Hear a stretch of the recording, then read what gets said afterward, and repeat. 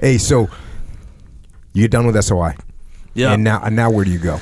Because are you in the reserves at this point? Yeah. So I get done with SOI and I go check in, and I was late. Oh, that's a good call. Checking in. Yeah. So I didn't. It was a communication breakdown, right? Sure. So I didn't. It wasn't my fault. No. Nothing's. This recruit just don't know, sir. But it was a situation. The guy I checked in with was. And where were you checking in? What were you checking into? To my unit, and it was in Bassier. Okay. Also known as Bossier City. Okay. So I was supposed to check in with a dude that I was in boot or SOI with. I can't remember if we went to boot together or not, but he goes and checks in. I believe it was a Friday, and so he goes checks in Friday with First Sergeant, and he calls me. He's like, Jake, First Sergeant, want to know where the hell you are? And I was like, dude, I thought you're. He's like, no, bro. He won't see you like now. So I'm there Monday morning, first thing. And he looks at me and he's like, "Where the hell were you, Double Dog?"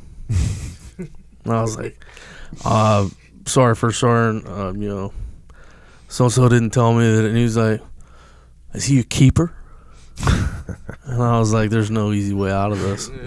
Yeah. I look around his office at all of his awards and the accolades, and I'm just like, I just asked him, like, can we just go to the gym and you beat the shit out of me and let's get this over with? And it's one of those things where when your dad asks you, like, now, do you want to be grounded for a month or do you want the belt? 10 times out of 10, I'm like, you want me to go get the belt for you? 'Cause that's easier, right? Yeah. Let's just get through the temporary pain and then move forward. Mm-hmm. And I was the same with First Sergeant, which I think in the beginning he liked. Yeah. You said in the beginning. Yeah, because I developed a bit of a reputation over time, but it was again, liberty.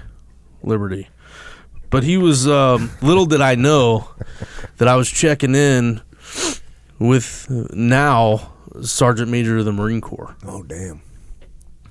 And I had, of course, you can't. Yeah. You Predict can't the future foreshadow that. Yeah, and so it was. But he was one of the guys. He's just a Marine's Marine, man. He's like it's like he fell off a poster, and there he was, like 3 red stripe, big map, black belt, and drill master, all you name it, he did it. Mm-hmm. And so we got pretty tight, and he disciplined me when he had to, but it was one of those things where at the time my unit, when I checked in, was actually in Gitmo, and they were doing base security and all that stuff. And then he tells me, hey, stay close to your phone. You're going to go meet up with your unit in Gitmo. I'm like, yeah, roger that, First Sergeant, good to go. So are we in 2002 yet? This is, yeah, so this is, because I was in boot during Marine Corps birthday and Christmas. Yeah. And so this was, there's that flashback to being in boot camp for the Marine Corps birthday and Christmas. Marine Corps birthday, I don't know if they still do it. I'm sure they do. Oh, yeah. But they give you steak and shrimp and like cake in the chow hall. And so we got back to the barracks, and that one DI I was telling you about, who I pray to God hears this, because he'll know exactly who I am. Come find me, bro. And but we line up, we get online in the squad bay, and he makes us. We just finished this epic meal. We had more than like a minute and a half to eat. Got to sit there for a good 5 or 6 minutes, which is an eternity at the time. We get back online, start pounding canteens, hold them empty over our head, run back to the head, refill them, get back online, pound the canteens, hold them over your head empty, do it again and again and again. And he said, we're doing this until every one of you pukes up that meal that you don't deserve. Dang. And so, and we did. And then the first, of good course, times. Yeah, chain reaction. The first dude pukes, and then it just starts.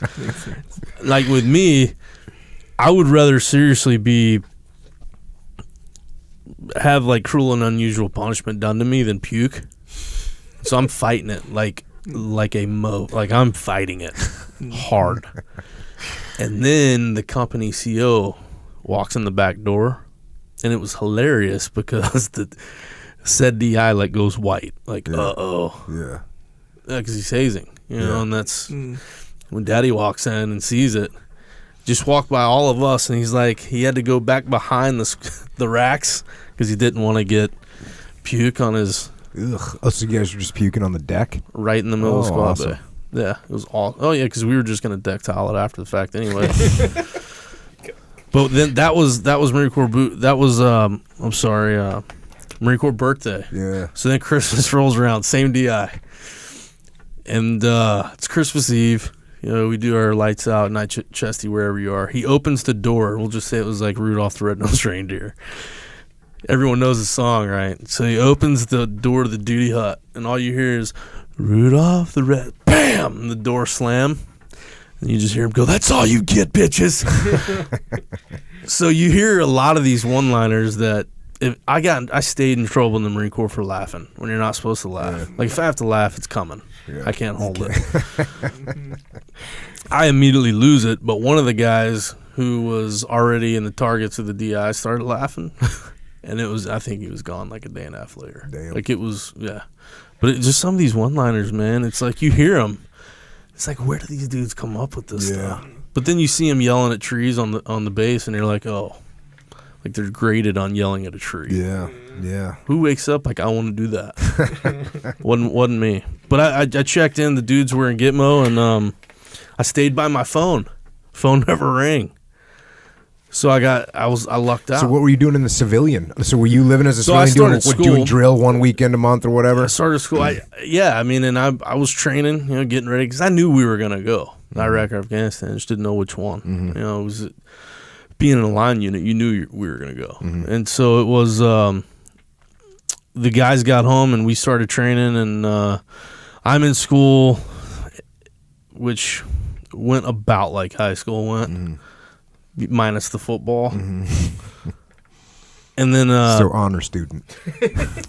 so here's it was funny because I realized early on, like, I can do this. I can do the school thing. The only downfall to that is it was like, okay, I've been after this for a year. Like, I've already proved myself I can do this. I don't need to see it through, but now I'm just wasting my time. You know, there's a lot of beer to drink, and you know, typical mindset. But my unit gets home, and I go and meet the guys, which is like every other. You show up to the first time. It's like going to jail the first time. Like, you're immediately being sized up, and it's like. But I was one of those guys who, like, I just wasn't gonna take your shit, and so it went well for me because I was able to use dumb strength and humor to kind of get in with the guys who outranked me, and but they also knew that I loved it. I love what I did, and so the guys get back, and this one guy who's a freaking mortarman, go figure, and he's like, "Hey, Schick, you're a big dude. You should be a gunner. You're gonna be a gunner. What do you think about being a gunner? Well, it doesn't matter. You're gonna be a gunner." So I was like, "Oh, all right, whatever, Sergeant. Like 31, okay, go be a gunner." And then we did our first hump with that system. How you like that? And I was like, I'm going to beat that dude within an inch of his life because I knew I could. And I was like, that son of a bitch did not tell me that came with like a tripod. It was like, oh, it sucked. But it was, you know, I mean, you're earning your stripes, you know. But it was one of those things where we were just waiting. But we were a tight unit. Like, we were a tight-knit group.